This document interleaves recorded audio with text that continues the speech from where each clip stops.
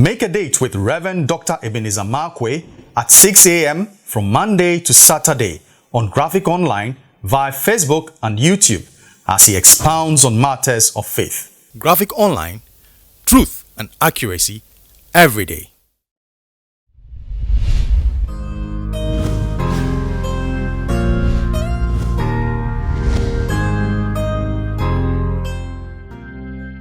This is Rev Dr Ebenezer Markwei of Living Streams International.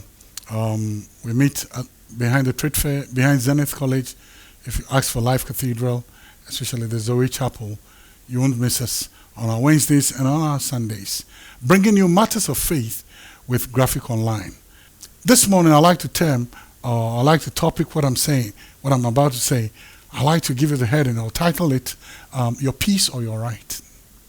Your Peace or Your Right. I read a very funny story in Genesis chapter 13. It's the story of Abraham and Lot. You remember when God called Abraham and said to Abraham, leave Ur of the Chaldees to a land I will show you. And God was very, very specific. He said, leave family, leave kindred, leave town, leave everything behind, and I'm going to start afresh with you. I'm going to do something afresh with you. I believe God will want to start something afresh with you. But then, the Bible said when Abraham was leaving, he took his nephew called Lot with him. And when he took Lot with him, and the Bible said something that is very, very interesting. Now, the promise of a blessing was given to Abraham, not to Lot. But Abraham, out of humane reason, out of sympathy, picked Lot, his nephew, with him and said, let's go. Now, as a result of that, the Bible said in Genesis 13, there came to a time Abraham was being blessed and Lot was also being blessed. And Lot was being blessed because of attachment. Lot was being blessed and Abraham was being blessed. Then the Bible said, now both of them were being blessed left, right, center. And the land, couldn't contain the two of them in such a way that the headsman of Lot began to fight with the headsman of Abraham for watering holes. And the Bible said the strife was so hard. Abraham came to town. And when Abraham came to town, Abraham said something that really mesmerized me. He said to Lot, listen. We don't need to fight. We are kindred. We are family. We don't need to fight. You choose. You either choose east and then I'll go west. Or you take west and I'll go east. Or take north, I'll go south. So that, let there be no bad blood between us. You take. Now, I was curious and I found out something. The Bible said Lot looked and realized all the fertile plains going towards Sodom and Gomorrah. All the fertile plains. And Lot said, whoa, my uncle is not smart enough. He's asking me to choose first. And so Lot chose the fertile places. And Abraham said, you go. And guess what? After Lot was gone, then God came to town and said to Abraham, listen, whatever your eyes see, look left, look north, look south, look east. Wherever your eyes see, including that which Lot took, I'll give it to you. Now, I found it very clear. Here's the principle for me. The person to choose first was not Lot. It was Abraham. Lot was being blessed as a result of Abraham in his life.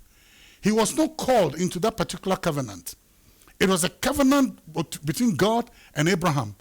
But Lot was asked to come and sit at the table and enjoy the blessing thereof. And guess what? When they started fighting, Lot should have gone to his herdsmen and said, you guys, don't be silly. I am being blessed because of attachment to my father. So stop being silly and stop doing what you're doing. You don't need to go that road anymore. Listen, let's show him respect. And Lot should have then packed his headsmen, brought them to Abraham and told, Papa, I'm sorry. Understand? These people, they don't understand. They don't understand kingdom dynamics. I'm enjoying because of your blessing. I'm enjoying because of God's covenant with you. This is what Lot should have said. But once Abraham asked Lot to choose, I'm smart. He took, go. But Abraham, you know what did? Abraham's right it was to choose. It was Abraham's right to choose. But Abraham said, listen, I prefer my peace.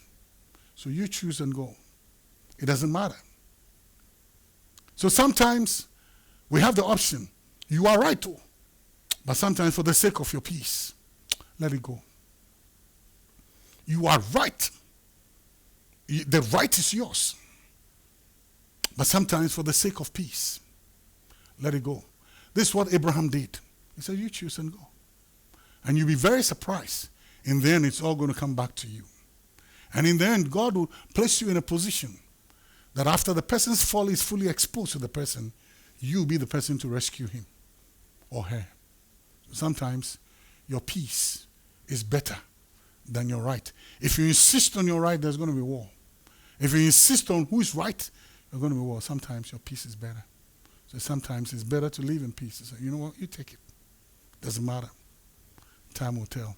I believe in the God who sometimes when purpose is on you and when you have a covenant with you, let everything go. He will find a way to replace it. Because the Bible says, what the cankerworm, the palmer worm, and the caterpillar have taken away, I will restore. The God we serve has the capability and the power. Sometimes what we look at, get it, no. Your peace is better. But of course, there are times you need to fight for something you believe in. But for me, sometimes, I didn't say all the time, mark my word, sometimes your peace is better than your right. Better is a morsel of bread with much peace than in a contentious house, you get it, full of broth. Better it is. A morsel of bread is better than living in the midst of contention. It doesn't help. Choose your peace sometimes over your right. God bless you and see you later.